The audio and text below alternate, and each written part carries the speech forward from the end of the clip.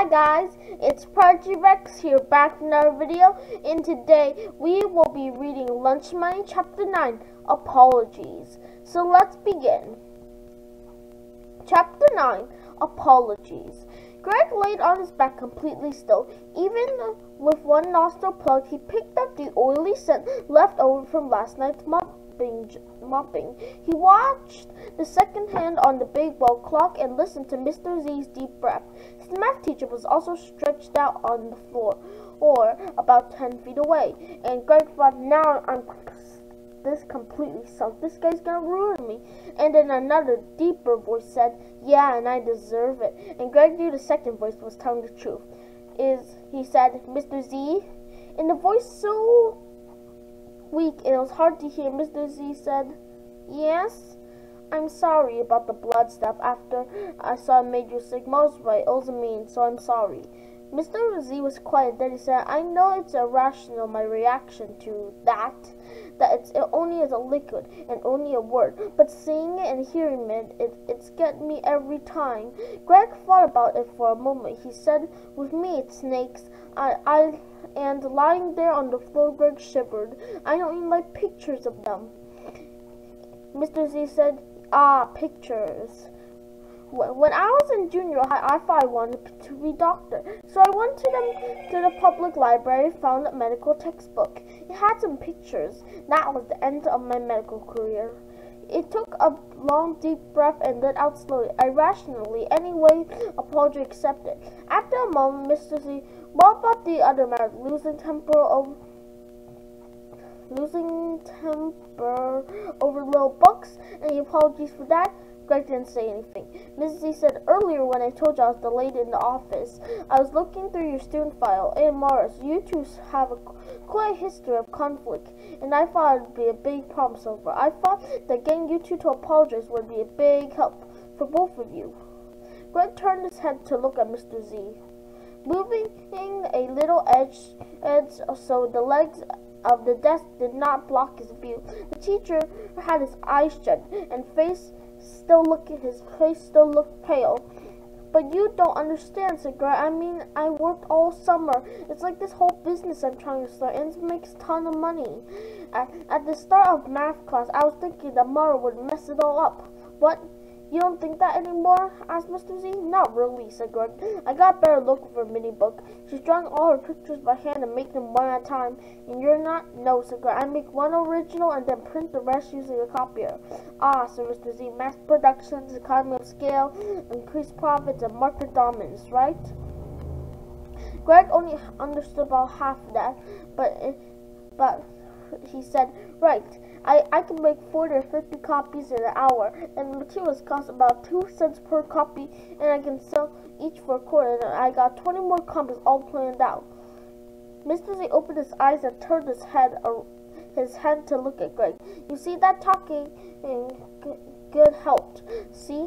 You see that talking was good, helping me to understand. So why didn't you just talk to Mara? Greg shrugged.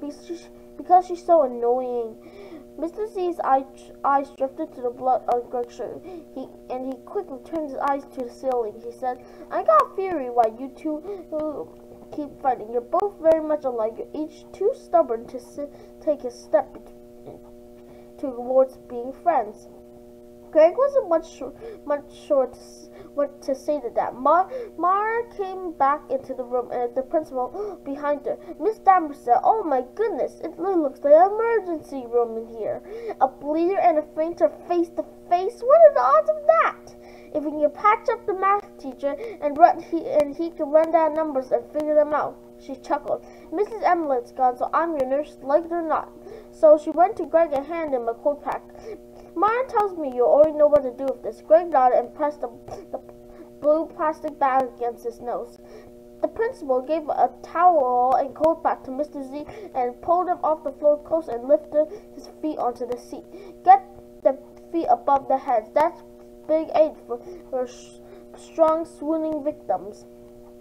Mrs. Danport chuckled again. Mr. Z did not. The principal said, Greg, I've already called your mother and she'll meet you at home. Mara's mother is coming in about 5 minutes and she'll drive your boat.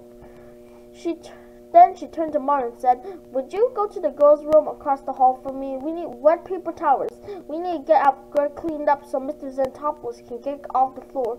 Or maybe we can wait until it gets dark and all the BLOOD becomes invisible." She chuckled and then, "Sorry about the joke. I'm just relieved this isn't more serious." Then turning to Mr. Z, she said, "I know all the other teachers will be relieved when I tell them all about it tomorrow." More chuckles. Greg had never heard Mrs. Davenport make a joke before, because he had not known that such a thing was possible.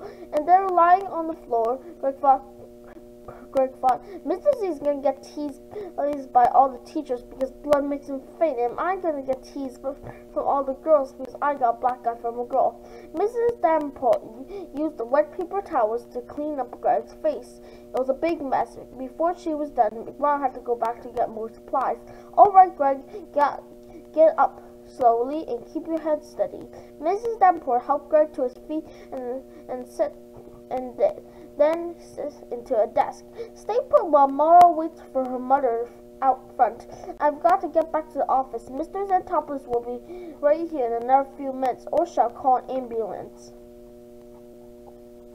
Greg could hear her chuckling as she walked away. She looked at Mr. Z and said, Does she always joke around like that with the teachers? Because she's not like that with the kids." Mr. Z smiled weakly. It did not seem proper to talk about Mrs. Davenport with students, so he said, "Most teachers have a sense of humor, and that includes principals." Greg stared at his blue and white soccer shirt.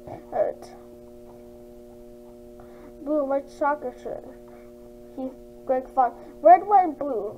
Very patriotic. He moved the desk so Mr. Z wouldn't be able to see his friend, and then he thought about a question. "So, Mr. Z, do you wish sometimes you could have been a doctor like yourself, or maybe some other job like that? I mean, instead of being a teacher, because if you've been a doctor, you'd probably be rich by now. Doctors make so much money. Like, Ed McNorman, his dad's a doctor, and they're super rich." Mr. Z did not want to discuss his personal life, and then laughed a little and said, "My oldest brother is a doctor, and he's not rich." "Really?" Greg was surprised. "How come?" "Because he lives in a part of Idaho where there's a good but they need a good doctor, but there wasn't a lot of money to pay for one." Greg said, "How come your brother doesn't move to some place like Chicago, Florida, or someplace like that?" Mr. Z shrugged. "We haven't talked about much, but I know he likes where he lives, and he likes his work there. He's not rich, but he certainly has enough, and for him, enough is enough." Greg said, "Well, I guess that's okay for some people, but I really want to be rich. I'm going to make millions and millions." Said Greg. Mr. Z, what about all the money it's going to be used for? Money? Greg looked at Mr. Z if he was an alien. "What's all the money used for? To buy stuff? To go places? To go wherever I want?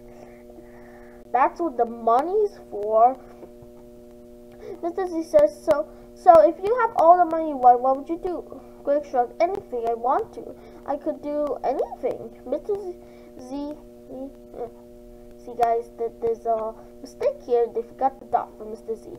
Mr. Z could nod it, right? But give me an example. "Okay," said Greg. "Like the house we live in my parents' house, it's not very big. 4 bedrooms, 2 bathrooms, a basement, a playroom, and a family room. Just a regular house. So if I had enough money, I'd buy a house with like 10 bathrooms or 15 bathrooms and 2 swimming pools and a huge entertainment center with a home and surrounded by sound and bass blazers and a pool table and air hockey too. Stuff like that." Mrs. Z raised his eyebrow. Interesting." It was the way Mr. Z said "interesting," the tone and the timing. Greg felt a hint of disapproval from the math teacher, and that annoyed him. Greg said, "Are you saying that teachers don't get paid enough and you don't want more money, right? Are you saying that you don't want a bigger house with fun stuff and place and more bedrooms and bathrooms? Is that what you're saying?" Mr. Z smiled. "I'm not saying anything, but if I can tell you something that I call the Xantopoulos toilet theory. Most people can only use 1 bathroom at a time." After they both laughed a little, the room was quiet for a minute or so. Then Mr. Z said, "Well, I was suddenly older that I used to be flattered that Mara tried to copy you. I was a kid. Even to said imitation in the serious form of flattery. I think that Mara thinks you are interesting." Greg made a face. "No ways. Do you know how the teacher can tell which boys the sixth grade girls like?" Greg shook his head. He wished Mr. Z would stop talking. He wanted to put his hands over here and sing Yankee Doodle. These were the things he did not want to know.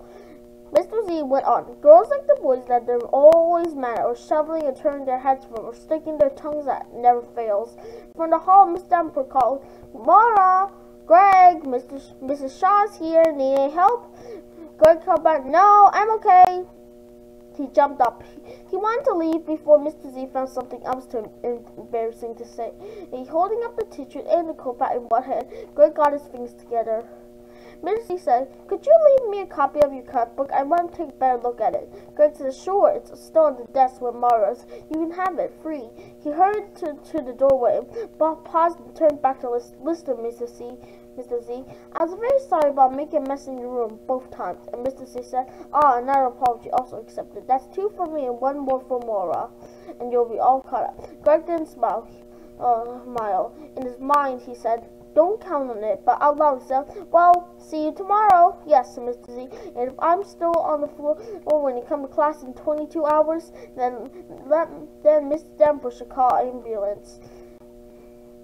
As Greg headed through for the front door, it was Mr. Z who was chuckling. And that's the end of Chapter 9. Make sure to smash the subscribe button and ring the notification bell for more content. Bye!